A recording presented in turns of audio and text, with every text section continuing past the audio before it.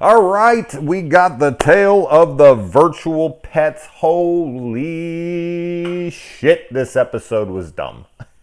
But that being said, I will say this. One thing that Twilight Zone has always impressed me with was their predictions of things to come. They would mock something and it would come true, sort of. The best example being the number 12 looks like you. That episode is spot on to what happened later in history in the 2000s, because they called it the year 2000 in that episode. And it's essentially people taking pharmaceuticals to stay happy and never have any emotion but happy, and anything else would be, unacceptable. And to have plastic surgery to make yourself look like one of like three people. Men have like 9 options or something, or however many options. I can't remember. Men have less options than women. I can't remember. But yeah, and that's essentially what happens, right? A lot of women, they all look the damn same. You go down into Scottsdale, Arizona, where I live, and every fucking chick looks the same. They have the blonde hair, they have the fake boobs, it's just like, you can't tell them the damn part. And they're all popping prescription medications. Not all of them, of course. I'm trying to generalize here, but it's not far off.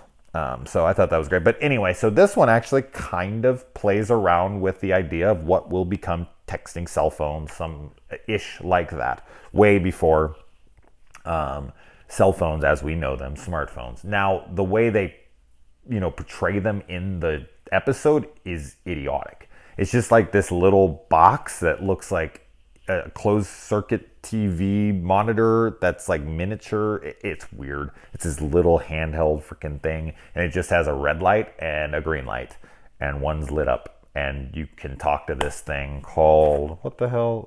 Digger.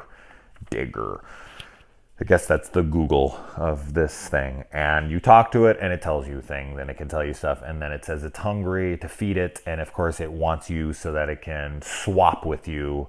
Kind of remind, I don't know, it wants information, so it's going to invasion of the body snatchers, take people, so it like locks them in the thing, then the computer version takes over the human form, and then all of their knowledge is uploaded into their database, and they're collecting all the knowledge of people. Although I don't know why you'd go after children, they're not very knowledgeable.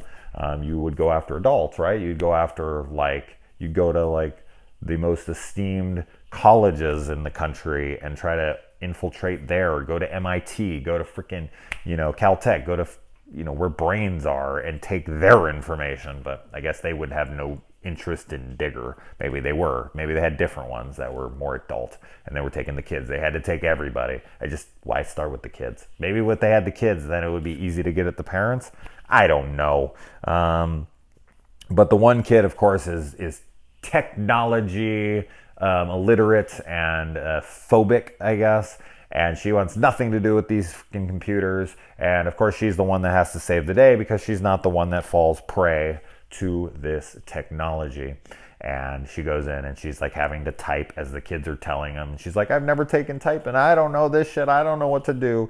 But she eventually saves the day by putting a mirror in front of a beam of information, because I guess that's how futuristic alien computers work. They beam information from one thing to the other, and you can actually see the beam instead of it just being, up in the air like a code, and I don't know, wireless, but it's an actual beam, and she puts it back at itself and it like overloads and blows up. And then she's like super into computers for a second, and then she's like, on second hand, I'm gonna stick to my pencil. Boom, in your face, technology. I win, you lose. Not really, because I'm on a fucking cell phone right now recording this. You didn't win.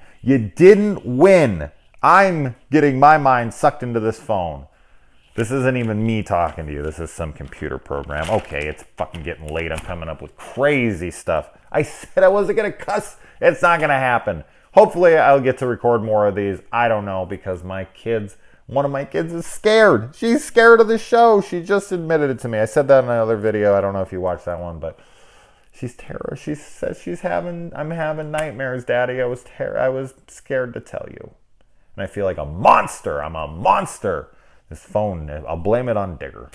So hopefully my other daughter will watch him with me and I can finish this show, because I only got like 19 more to go. So something like that. All right. Good night.